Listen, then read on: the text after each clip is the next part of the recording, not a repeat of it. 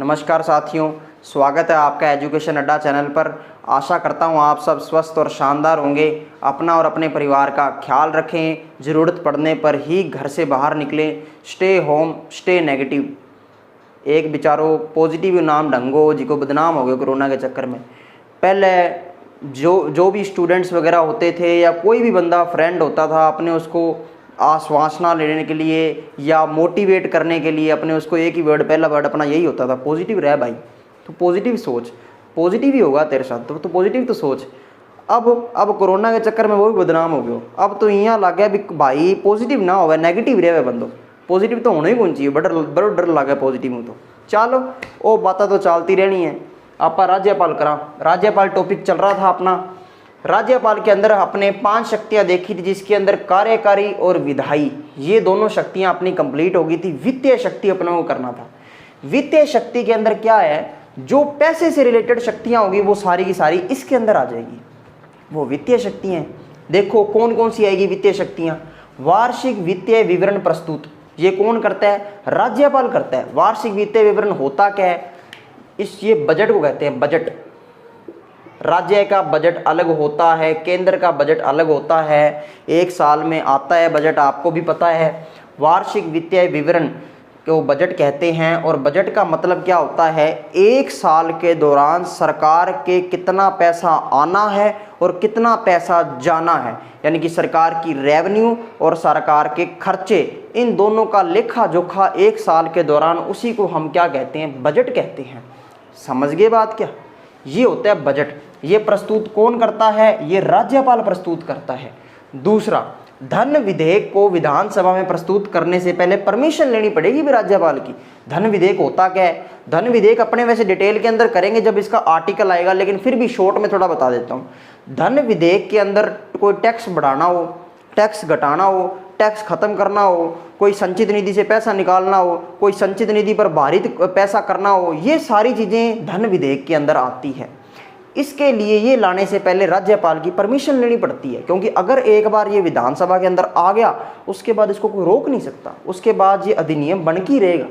इसीलिए इसके लिए पहले राज्यपाल से परमिशन लेनी पड़ती है। समझ गए बात? अगर सरकार को कर्जा भी लेना है तो भी धन विधेयक के तहत ही होगा। अब सरकार को मान लो कर्जा आज चाहिए और धन विधेयक अगर ना हो, वो साधारण विधेयक हो, फिर तो उसको विधान परिषद होगी अपने राज्य के अंदर, वो रोक लेगी, या विधानसभा के अंदर कई दिन पड़ा रहेगा, वो बिल पास होने में टाइम लगेगा। लेकिन सरकार को कर्जा तो आज चाहिए, इमरजेंसी तो आज पड़ी है, तो फिर वो उड़ीकेगी थोड़ी। इसीलिए धन विधेयक के अंदर कर्जे वाला सिस्टम भी धन विधेयक के अंदर आता है। भी सरकार को अगर आज जरूरत है तो वो धन विधेयक में ही आएगा, ताकि हाथों हाथ पास हो जाए। अगर आज जरूरत है तो कम से कम आज अड़ी तो निकल जाए। समझ गया बात के? तो धन विधेयक के अंदर ये सारी चीज़ें आती है। अपने जब आर्टिकल आएगा इसका और डिटेल से पढ़ेंगे इसको। साधारण विधेयक तो आपको पता ही है, बस नियम बनाना उसी। और धन विधेयक के अंदर ये टैक्स वगैरह सारे, संचित निधि से रिलेटेड ये सारा कुछ इसके अंदर आ जाता है। कर्जे से रिलेटेड भी इसके अंदर आ जाएगा। अब बिना परमिशन के अनुदान की मांग नहीं की जा सकती। अनुदान क्या होता है? जैसे अलग अलग विभाग होते हैं, गृह विभाग अलग, होम मिनिस्टर का अलग विभाग है जी, स्वास्थ्य विभाग अलग है, परिवहन विभाग अलग है। ये सारे विभागों द्वारा मांग की जाती है कि भाई मान तो इतना पैसा चाहिए खर्चा करने वास्ते, मैं इस बार इतना हॉस्पिटल बनाना है, माने एक बार इतना खर्चा चाहिए, सड़कों पे इतना खर्चा चाहिए। तो वो क्या कर रहे हैं? वो अनुदान की मांग कर रहे हैं। हालांकि अनुदान की मांगे भी बहुत तरीके की होती है, 3-4 तरीके की होती है, वो भी डिटेल के अंदर पढ़ेंगे। लेकिन मैं आपको एक शॉर्ट में बता रहा हूँ, जब इसके आर्टिकल्स आएंगे अपने इसको भी डिटेल के अंदर पढ़ेंगे। तो जो अनुदान की मांगे होती है वो की जाती है मंत्रियों के द्वारा, उनके विभागों के द्वारा। तो वो भी उसके लिए भी पहले राज्यपाल की परमिशन लेनी पड़ती है। चौथा, अप्रत्याशित व्यय के लिए आकस्मिकता निधि से अग्रिम। ये जो आकस्मिकता निधि होती है ये किसके अंडर में होती है भाई? ये राज्यपाल के पास होती है। होती क्या आकस्मिकता निधि? समझो, इसको इंग्लिश में कहते हैं कॉन्टीजेंसी फंड, और एक होता है कंसोलिडेटेड फंड। जो सैलरी वगैरह दी जाती है, जो खर्चा वगैरह सरकार के द्वारा किया जाता है, या सरकार के पास जितनी भी रेवेन्यू वगैरह आती है, पैसा आता है टैक्स से, नॉन टैक्स से, वो सारा कंसोलिडेटेड फंड के अंदर जाता है, जिसको हिंदी में कहते हैं संचित निधि। लेकिन आकस्मिकता निधि क्या होता है? ये एक तरीके का रिजर्व है। जैसे फॉर एग्जाम्पल आपने बटुओं को एग्जाम्पल ले लो। अपने क्या करते हैं, पर्स के अंदर बाहर पैसा रखते हैं, 200 300 400 रख लेते हैं। एक ना उसके अंदर पॉकेट होती है हाइड वाली, उसको छुपा के रखते हैं अपने 200 इमरजेंसी के लिए भी, चल अड़ी मौका काम आसी। तो वही जो अड़ी मौके काम आने वाले हैं ना, वो आकस्मिकता निधि वाले हैं पैसे, और जो बाहर खुले में पड़े हैं वो संचित निधि वाले हैं। समझ गए बात, दोनों में फर्क ये होता है। आकस्मिकता निधि तो ये किसके अंडर में होती है, राज्यपाल। मान लो कि कल को ऐसा खर्चा आ गया जिसके बारे में अपने को पता ही नहीं था, कोई बाढ़ आ गई, कोई अर्थक्वेक आ गया, या कोई ऐसा डिजास्टर हो गया जिसका हमें पता नहीं था पहले से, और बाद में खर्चे चाहिए अपने को, तो अपने फिर कहाँ से लेंगे, आकस्मिकता निधि से राज्यपाल निकालेगा, और बाद में जब पैसा आएगा तो इसके अंदर डाल देगा, आकस्मिकता निधि के अंदर पैसा वापिस डाल देगा। समझ गए बात। पंचायतों एवं नगर पालिकाओं की वित्तीय स्थिति के लिए राज्य वित्तीय आयोग का गठन। पंचायत होती है गांवों में, नगर पालिका होती है मंडी या फिर शहरों में। तो इनकी वित्तीय स्थिति भी कितना पैसा लगा दिया, कितना आया, कटा लगा दिया, वो सारो हिसाब किन में आ गया, वित्तीय स्थिति में आ गया। समझ गया, वो सारो वित्तीय स्थिति में आ जाएगा। तो वो वित्तीय स्थिति पता करने के लिए पंचायतों और नगर पालिकाओं की क्या किसका गठन करता है राज्यपाल, राज्य वित्तीय आयोग का, प्रत्येक 5 वर्षों में। ये लो जी, ये आपकी होगी वित्तीय शक्तियां। बड़ी ही आसान थी, बड़ी ही इजी तरीके से अपनों ने की है इसको। अगर आप इसका स्क्रीनशॉट लेना चाहते हैं तो ले लीजिए, फिर अपने अगली शक्ति करते हैं। लो अब अपने करते हैं न्यायिक शक्तियां। सिर्फ 3 ही है न्यायिक शक्तियां के अंदर। क्षमादान की शक्तियां मैंने आपको बताया था, क्षमादान की शक्तियां कौन कौन सी है, क्षमा, परिहार, प्रविलंब, लघुकरण, विराम। इसके बारे में मैंने पिछली वीडियो में बता दिया है। अगर मेरी पिछली वीडियो नहीं देखी है तो नीचे डिस्क्रिप्शन के अंदर लिंक है, वहाँ पे जाके आपको क्षमादान की शक्तियाँ बड़ी विस्तार से समझाई है। दूसरा, राष्ट्रपति उच्च न्यायालय के न्यायाधीश की नियुक्ति करता है। सर इसमें राज्यपाल का क्या रोल है, ये तो राष्ट्रपति के बारे में बता रहे हो आप। अरे नहीं, राज्यपाल का रोल है, राज्यपाल से सलाह लेके करेगा राष्ट्रपति। राष्ट्रपति जब उच्च न्यायालय के न्यायाधीश की नियुक्ति करेगा ना, मान लो राजस्थान के हाई कोर्ट में जो न्यायाधीश है उसकी नियुक्ति कर रहा है, तो राज्यपाल से सलाह लेगा कि बताओ भाई किसो बंदो बनाना चाहिए, बताओ थे सलाह मशवरों करके फिर बनावेगा राष्ट्रपति जी। समझ गया बात के।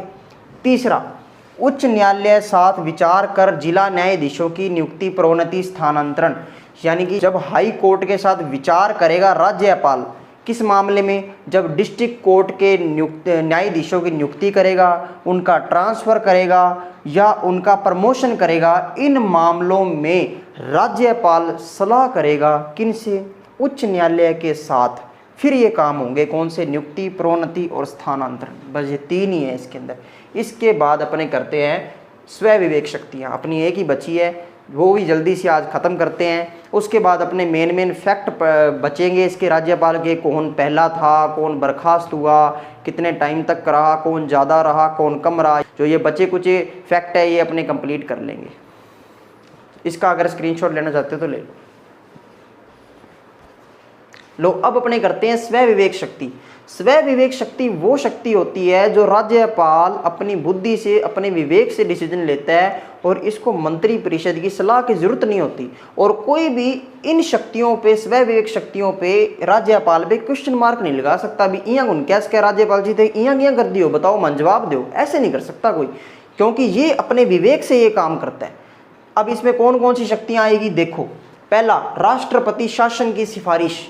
ये कब करता है, मैंने बताया था पिछली वीडियो के अंदर, दोबारा सुन लो। जब संवैधानिक तंत्र विफल हो रहा हो, जब इसको लगे कि राज्य संविधान के अकॉर्डिंग नहीं चल रहा या केंद्र के निर्देशों के अकॉर्डिंग नहीं चल रहा, तब राज्यपाल राष्ट्रपति से सिफारिश कर सकता है राष्ट्रपति शासन के लिए। ठीक है। दूसरा, मंत्री परिषद को भंग करना। मंत्री परिषद को भंग कर सकता है कब, जब कोई मंत्री परिषद राष्ट्र विरोधी कार्य में लगी हुई हो या अविश्वास प्रस्ताव आ गया हो सरकार के लिए। अविश्वास प्रस्ताव क्या होता है, जब विपक्षी दल, जैसे मान लो अब विधानसभा है, विधानसभा के अंदर कितनी सीटें हैं हमारी, 200 सीटें हैं। उस 200 सीटों में से बहुमत कितना है, मैंने बोला था 50% प्लस 1 सीटें जिसके पास होगी कुल सीटों की, उसके पास बहुमत होगा, यानी कि 50% प्लस 1 कितना हुआ, 101, 101 सीटें जिसके पास है, जिस दल के पास है उसकी सरकार है। अब जो विपक्षी दल है, अब मान लो राजस्थान के अंदर कांग्रेस की सरकार है, बीजेपी को लगा कि कांग्रेस को तो बहुमत है ही नहीं, कांग्रेस के पास बहुमत है ही नहीं, चेक तो करें, तो वो क्या करती है, जो विपक्षी दल होता है वो अविश्वास प्रस्ताव ले आती है सरकार के खिलाफ। तो उसमें अगर वो अविश्वास प्रस्ताव पास हो जाए तो पूरी मंत्री परिषद को इस्तीफा देना पड़ता है, त्यागपत्र देना पड़ता है, ये सारी भंग हो जाती है मंत्री परिषद। ठीक है, अविश्वास प्रस्ताव होता है वो। अब अविश्वास प्रस्ताव होने पर भी वो इस्तीफा नहीं देती तो फिर उसके बाद मंत्री परिषद भंग हो जाती है राज्यपाल के द्वारा। तीसरा, सीएम की नियुक्ति।